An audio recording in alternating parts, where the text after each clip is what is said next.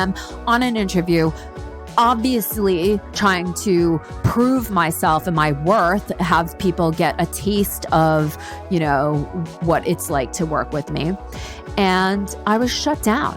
It was sort of like, girl, shut up. Let the big boys speak. Do not cut somebody off, even if it's an enthusiastic insertion and a respectful, contribution to the conversation. And, I took the pay, they wrote me a check, and I walked out of there and I said, you know what? Never again. Hey everyone, this is Adrienne Garland and welcome to Sugar Coated. What we're going to be talking about today is what leadership is and why I have decided to launch this podcast. So I'm going to start with the why and the reason that I decided to go down this path. And I'm going to take you inside my thinking a little bit so that you can maybe relate to some of the thinking that I've had, and maybe you're experiencing the same types of things that I am. But first and foremost, what I wanted to start with today is the fact that I have been procrastinating on recording this episode. And the reason why is because I was thinking about an interview show, and no disrespect to anybody that does interview shows, but I find them to be somewhat boring. I don't really care too much about, where somebody is right now or, what they did when they were young. I do respect that all of those things leads to where people are today. But I think that for me, the most important conversation to be having is not so much where we were and what led us to where we are, but rather where we are going. And I believe that what we need to see in this world is more diversity in leadership. Now, I'm focused specifically on women leaders, but that's not to say that I don't think that there should be a more diverse array of leadership throughout the world. And what we need to be seeing and who we need to be hearing from are people that look different than the current leaders, sound different than the current leaders, but have humanity in mind. And this podcast is not political at all. This is all about, what we see, we can be. Everybody knows that phrase. And if we don't see more women in leadership positions that are acting in a unique way, women that are not acting like men or acting like a traditional leader or what we think of as a leader, we're never going to get past it. So on this show, I'm definitely going to be having conversations with people, but I will not be interviewing them in the traditional sense. This is so much more about conversation and how things are revealed rather than a prescriptive, script of question and answer. So, be prepared that you're not going to be taught the 5 lessons of leadership or how to dress to be a leader. That is not what I am here to do. What I'm here to do is to let you in on some of the exceptionally powerful conversations that I'm having with people. Now, in my world right now, what I'm focused on, those people are primarily women, but I am definitely having very powerful conversations with men as well. And I am all about equality. Equality is what drives what I do. And the reason that I'm so focused on women is because I don't feel that women have been given the opportunities. I don't feel that they have these, unspoken networks of supporters like men do. And that's fine. That is the way that it is. But I believe that women have the power to change that. And we need to stop backing away.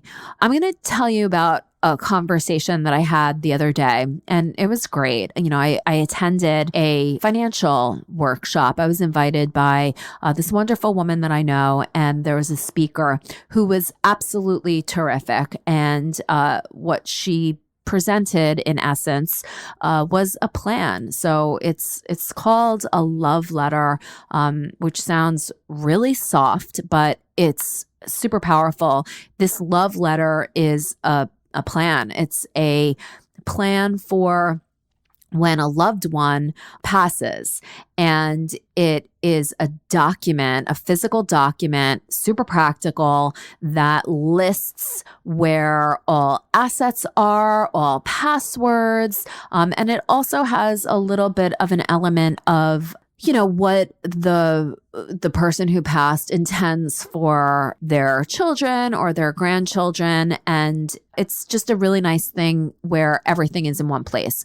So I attended this financial workshop and had some really delicious food and drinks, which is always terrific, at a beautiful location in Long Island. And afterwards, I had drinks with a couple of women. And we had a great time. We were talking about so many different things. And we were talking about people, I'm not going to say men because I am so not a man basher, but, there was a comment made to somebody that I was talking to about how she's, whatever the context was, that she was too sensitive. She said something and stood up for herself. And the comment back to her was, oh, get over it. You're too sensitive. And, I get so pissed off when I hear comments like that. And, I said, well, what did you say back to him? Because the fiery Adrienne wants to shoot, a cutting comment back to that person to have them realize that what they said is hurtful, and it's not incumbent upon us to, take it, right? We should have the confidence and the ability to shoot right back at that person to let them know that what they said was not cool and was not right. We don't always have to be, the mature person and allow the other person to sort of get away, with that. And then us always take the higher grounds, like, because these people need to be taught that they can't be saying shit like that. So anyway, I said, what did you say back to that person? And she said, I've just taken a higher position, and, I just walked away and know that I'm not sensitive and let him think whatever. Now, that is very woke and it is very zen and it is, fine. But this person, what he thought was that he won, right? He shut her up and he got his point across. And another woman that was, as part of this conversation, said, you can't say anything. And I was just like, what? What do you mean you can't say anything? Yes, there are consequences to saying something, but you can't say anything. Screw that. So, that is what I see as part of the problem. We are operating from a place of fear because we're in this corporate world where it's a certain structure that was developed. And yeah, in a lot of ways, she's right. You can't say something if you expect to continue to be playing this game, or if you expect to, win in any way. You are strategically deciding to not say something. And that's where the you can't say something comes from. I have realized that I am a rebel.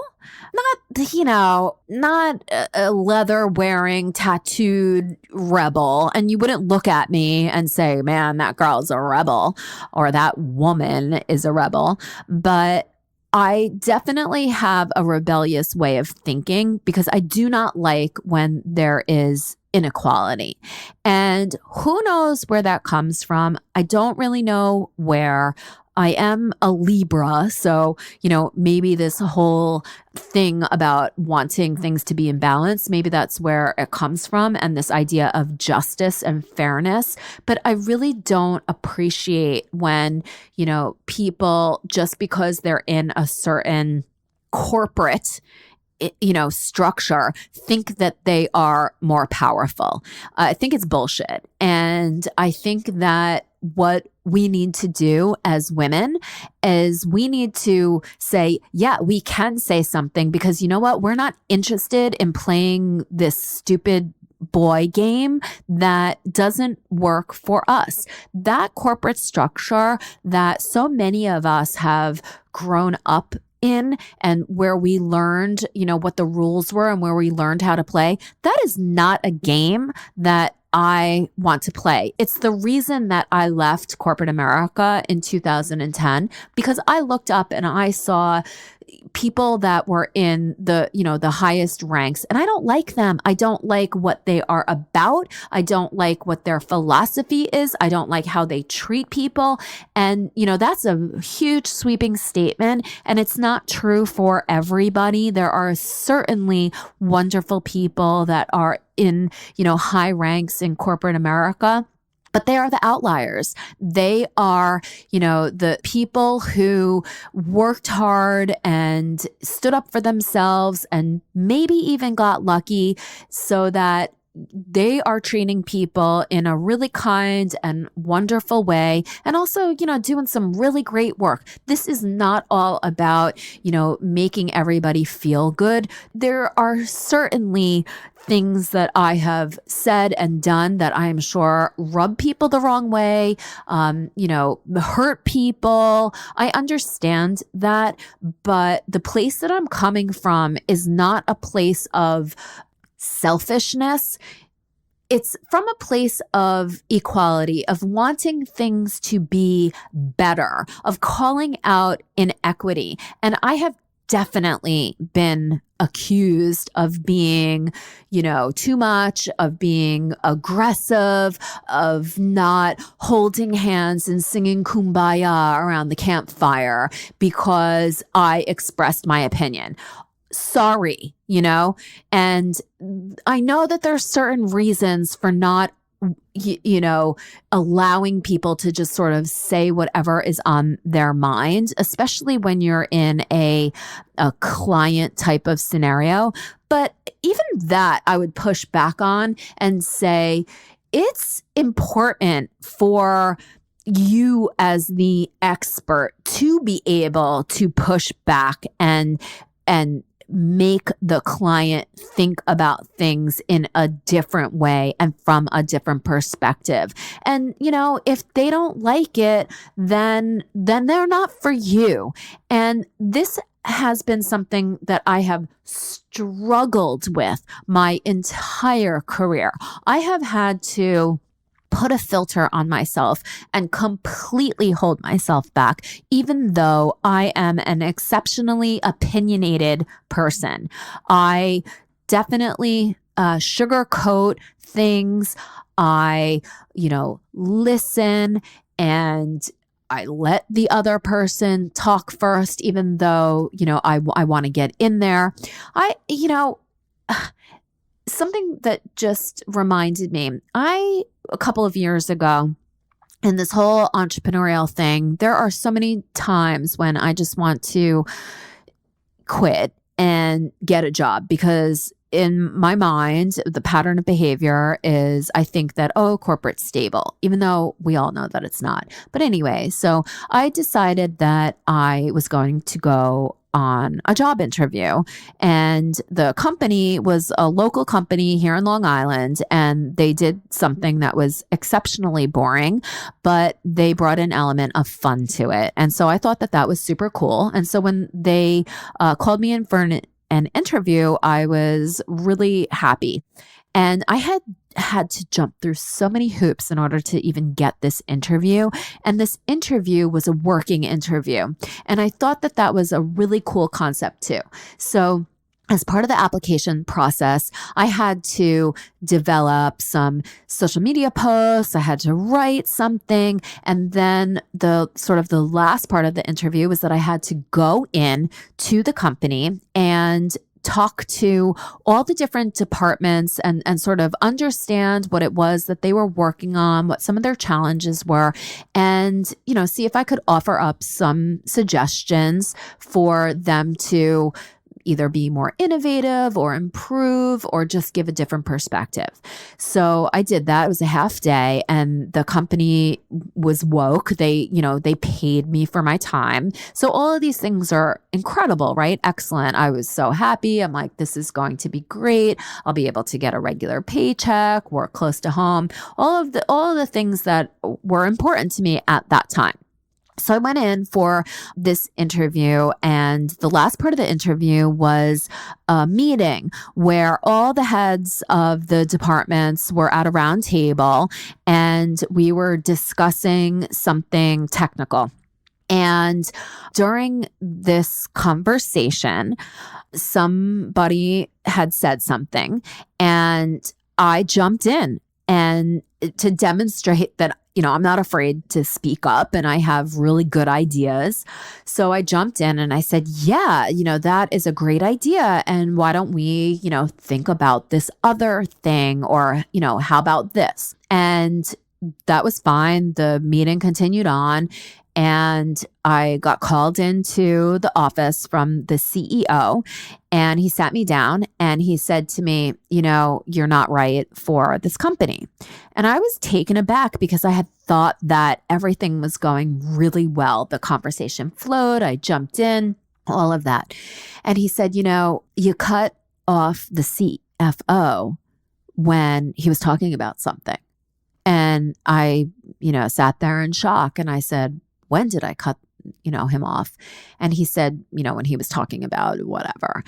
And I was like, I didn't cut him off. I was validating what he said and I got excited. And so I jumped in to, help his thought go further and to show that, it was a great idea and, all of that. And here I am on an interview, obviously trying to prove myself and my worth, have people get a taste of, what it's like to work with me. And I was shut down. It was sort of like, girl, shut up. Let the big boys speak. Do not cut somebody off, even if it's an enthusiastic insertion and a respectful contribution to the conversation. And, I took the pay, they wrote me a check and I walked out of there and I said, you know what? Never again. This is what is wrong with corporate America. Now, I don't advocate people talking over one another. And I completely understand the idea of giving people the forum to express their opinion and giving them the room to do that in its entirety. But what I don't get is all of these rules around how things must be in order to demonstrate respect. Like, who wrote the rules of respect? I think that it's respectful and incredible when you have an idea that you're talking about and somebody jumps in and says, oh my God, yes, that is an incredible idea. Why don't we think about it like this? That is what creativity is all about. You throw something in the middle of something and everybody iterates on it. And yes, having people talk over one another and having one person be the strongest voice in the room and all of that kills creativity. But what I did, even to this day, it really does make me angry. Even to this day, I know that I didn't cut that person off. I am an incredible conversationalist, and I am extremely respectful of people. I do not talk over people. If there is something that is exciting, I will jump in and say, oh yeah, that's awesome. And I feel like that makes the other person feel great about what their idea is. And that will allow that person to go even farther and deeper and think about things in a new way. So what am I trying to say here? What am I trying to say here? I'm trying to say that there are a multitude of ways to be a leader and demonstrate your leadership. And there is not a playbook. There's not. What is a leader? It's not a command and control. It is somebody who inspires others to be all that they can be, to take from the army. A leader sees the magic and the gold in others and in groups and does something, creates a catalyzing effect so that whatever that magic is, whatever that gold lies within, is released. That's what I think a leader is.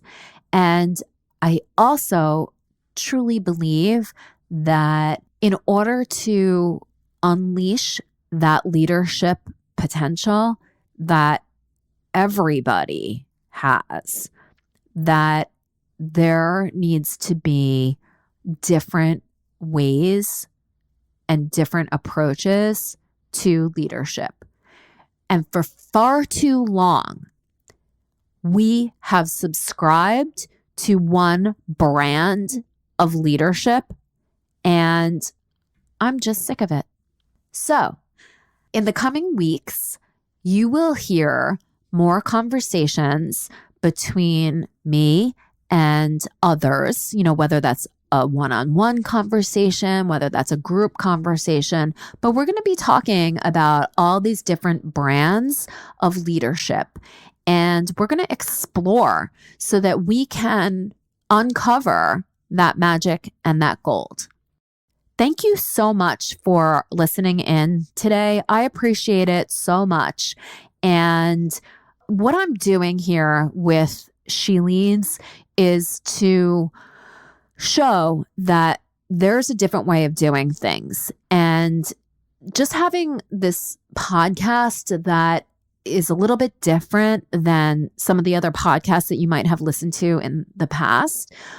Just by doing something like this, I want to show you that you can do it. And whether I have, 1 listener or 50 listeners or 5 million listeners, I'm going to do things my way. And we'll see what happens. Everything's an experiment. So thank you so much. And I hope that you'll tune back in and that you'll visit the She Leads Podcast Network to hear from some other incredible female voices who are doing things in a different way and bringing it. Take care.